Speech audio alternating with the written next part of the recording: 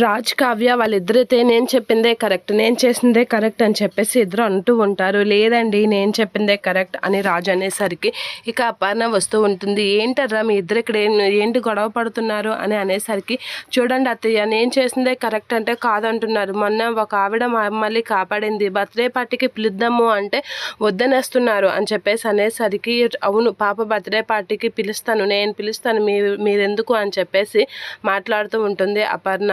అయితే అత్తయ్య పిలవండి అని చెప్పేసి అంటూ అపర్ణ అయితే ఫోన్ చేస్తూ ఉంటుంది. ఇక ఫోన్ అయితే ఇస్తూ ఉంటాడు శ్రీను. అలా ఫోన్ ఇచ్చేసరికి, హలో కళావతి అని చెప్పేసి అనేసరికి, కళావతిని కాదమ్మా, కళావతి వాళ్ళ అత్తయ్య అపర్ణని అని చెప్పేసి అంటూ ఉంటుంది అపర్ణ. అలా అనేసరికి రేవతి అయితే ఒకసారిగా షాక్ అయ్యి అలా చూస్తూ ఉండిపోతూ ఉంటుంది. ఇక రేవతి వాళ్ళ ఆయన కూడా అలా చూసి షాక్ అవుతూ ఉంటాడు.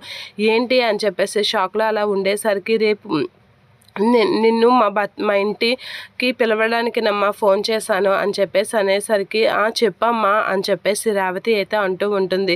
హలో రేవతి గారు, రేపు మా ఇంట్లో బర్త్డే పార్టీ ఉంది, మీరు కొంచెం రావాలి అని అనేసరికి, ఇక రేవతి మాటలు విన్న రుద్రాని అయితే నేను అనుకున్న రేవతియేనా అని డౌట్గా చూస్తూ ఉంటుంది. మీరు ఖచ్చితంగా మా బాబా బర్త్డేకి రావాలి, మా మనవరాలు బర్త్డే రేపు అవుతుంది అని చెప్పేసి అనేసరికి, సరే అని చెప్పేసి రేవతి అయితే అంటూ ఉంటుంది. అపర్ణ అయితే చాలా దినగా పిలుస్తూ ఉంటుంది. ఇక రేవతి అయితే వాళ్ళ అమ్మతో మాట్లాడినందుకు చాలా హ్యాపీగా ఫీల్ అవుతూ ఉంటుంది. ఇక అపర్ణదేవి రేవతిని పిలిచేసరికి కావ్య కూడా చాలా హ్యాపీగా ఫీల్ అవుతూ ఉంటుంది. ఇక రుద్రాని అయితే డౌట్ పడుతూ ఉంటుంది. ఏంటి అది రేవతియేనా అని అయితే షాక్లో అలా చూస్తుంది.